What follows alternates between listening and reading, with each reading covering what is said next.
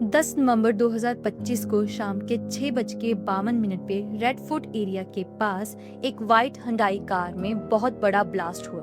इस ब्लास्ट को पहले सीएनजी ब्लास्ट के साथ जोड़ा गया, लेकिन बाद में पता चला ये एक टेरर अटैक था।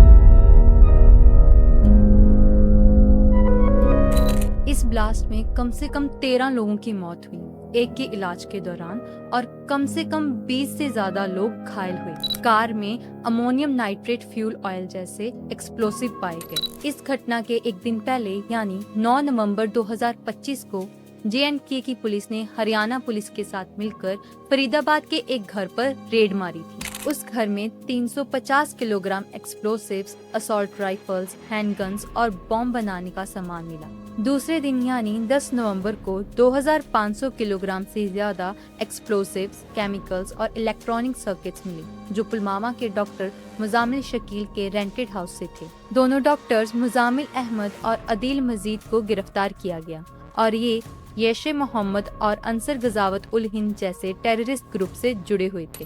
उसी दिन शाम को Hyundai i20 car red fort metro station के गेट नंबर 1 के नजदीक फटी। कार ट्रैफिक लाइट्स पर रुकी हुई थी। सीसीटीवी फुटेज से पता चलता है कि इसे एक मास्क ड्राइवर चला रहा था और कार दोपहर के 3:19 से लेकर शाम 6:48 तक सुनहरी मस्जिद के पास पार्किंग एरिया में थी, लेकिन पार्क्ड नहीं थी और उसमें 2 से 3 लोग थे। धमाके से कार बिल्कुल तबाह हो गई। साथ ही 6 और कार, 2 ई-रिक्शा और एक ऑटो रिक्शा जल गए। धमाके की आवाज 100 मीटर दूर तक सुनाई दी और आसपास की बिल्डिंग के शीशे टूट गए। टोटल कैजुअलिटीज में 13 डेथ्स हुई, जिनमें एक इलाज के दौरान और 20 से ज्यादा इंजर्ड लोगों को लोकनायक हॉस्पिटल ले जाया गया। कार का रजिस्ट्रेशन फरीदाबाद से लिंक्ड था। धमाके के तुरंत बाद दिल्ली फायर सर्विस को 6:50 से लेके 7:05 तक कई कॉल्स आए, जिसके बाद 7 फायर टेंडर्स भेजे गए और आग को 7:29 तक कंट्रोल किया गया।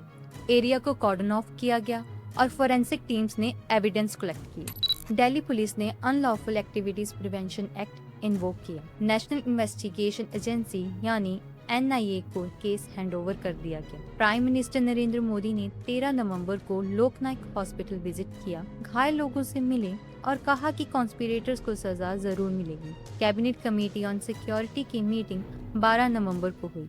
ये टेरर अटैक जैश-ए मोहम्मद के मॉड्यूल से जुड़ा हुआ है, जिसे व्हाइट कॉलर टेरर भी कहा जा रहा है। मेन सस्पेक्ट उमर उन्नाबी पुलवामा से डॉक्टर और प्रोफेसर था और वही बॉम्बर था। DNA टेस्ट से कंफर्म हुआ कि कार वही चला रहा था।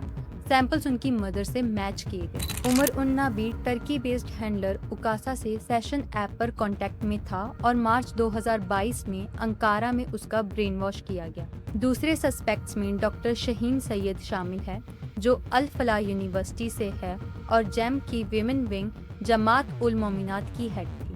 उसका पुलवामा मास्टरमाइंड की वाइफ अफीरा बीवी से कांटेक्ट था और वो थ्रीमा ऐप यूज करती थी। उसकी मारुति स्विफ्ट में असॉल्ट राइफल मिले। डॉक्टर शकील भी अल-फलाह से था, उसी ने थ्रीमा का सर्वर बनाया।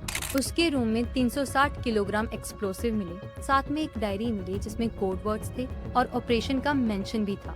बाकी सस्पेक्ट्स में डॉक्टर फारूक शामिल है, जो GS मेडिकल कॉलेज हापुड़ से डिटेन किया गया, और डॉक्टर मोहम्मद अरीफ मीर, जो कानपुर से UP ATS ने पकड़ा। वो कार्डियोलॉजी स्टूडेंट था। अदील अहमद श्रीनगर के पोस्टर से लिंक था और उसे भी अरेस्ट कर लिया गया। टोटल 9 सस्पेक्ट्स कस्टडी में हैं, जिनमें अल फलाह यूनिवर्सिटी के 3 डॉक्टर शामिल हैं। रेड्स में जम्मू और कश्मीर के 13 लोकेशंस पर सर्च हुआ। अल फलाह यूनिवर्सिटी पर NIA ने डॉक्यूमेंट्स मांगे। मेवात हरियाणा में फर्टिलाइजर सेलर्स की जांच हो रही है।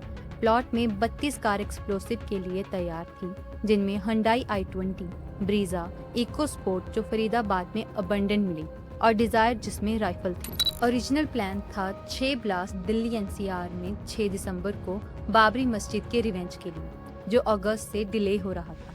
टारगेट की मेन लोकेशंस थी कॉन्स्टिट्यूशन क्लब, अयोध्या और इंडिया गेट। उन्होंने 26 लाख रुपए कैश मटेरियल के लिए कलेक्ट किए थे। अमोनियम नाइट्रेट नू से खरीदा गया। Al Falah university epicentre founder Javed Ahmed Siddiqui under scanner है और ईडी फंडिंग की ड्रॉप कर रही है। बर्नर फोन 3 दिन पहले पिंग हुआ और ये पॉसिबल फिदाइन अटैक। धमाके के बाद दिल्ली और मेजर सिटीज में सिक्योरिटी बढ़ा दी गई। टेंपल जैसे वैष्णो देवी में हाई अलर्ट कर दिया गया और रेड फोर्ट मेट्रो स्टेशन को बंद कर दिया गया।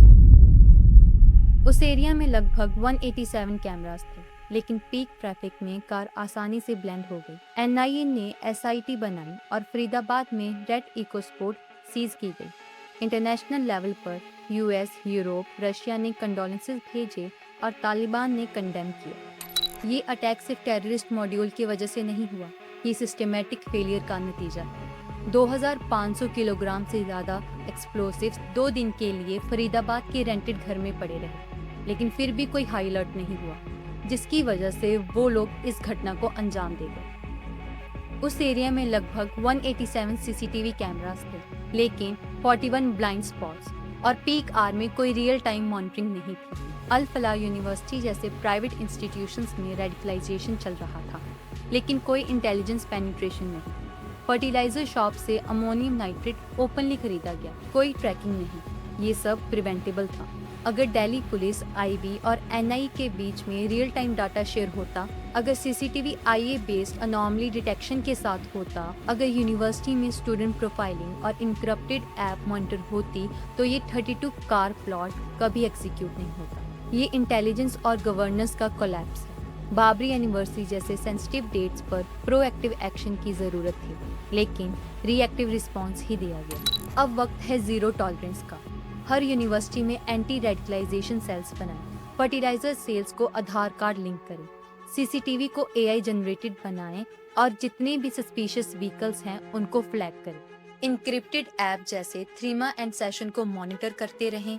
हर स्टेट पुलिस को सेंट्रल टेरर डाटाबेस से लाइव लिंक दें। ये तेरा जान नहीं, ये वार्निंग है। अगर अब नहीं जागे तो अगला हादसा कभी भी हो सकता है। Wake up Delhi, wake up India.